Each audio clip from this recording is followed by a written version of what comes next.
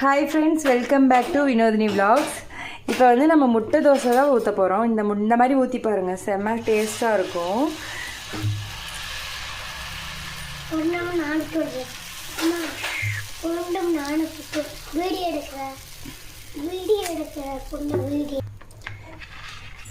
முட்டை வந்து நல்லா உடச்சி ஊற்றிடணும்.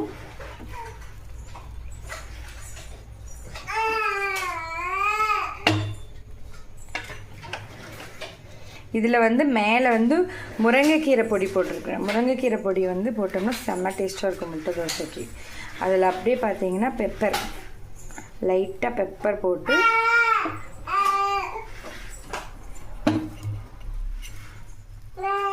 இன்றைக்கி வந்து பூண்டு சட்னி பண்ணியிருக்கேன்.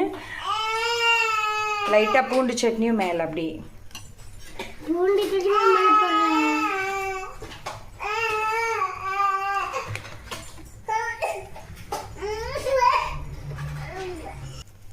இது கொஞ்சம் லைட்டாக அரை வேக்காடு வந்ததையுமே இந்த மாதிரி திருப்பிக்கணும்.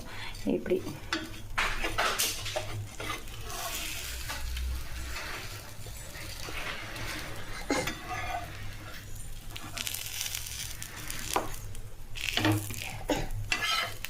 அழகாக இந்த மாதிரி திருப்பிட்டிங்கன்னா சூப்பராக இருக்கும். எங்கள் அப்பாலாம் எங்களுக்கு இந்த மாதிரி தான் சுட்டு கொடுப்பாங்க முட்டை தோசை.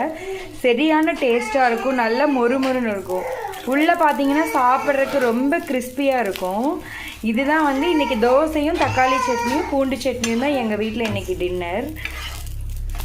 உங்கள் வீட்டில் என்னென்னு கமெண்ட் பண்ணுங்கள். நெக்ஸ்ட் வீடியோவில் பார்க்கலாம். ஓகே, பாய்.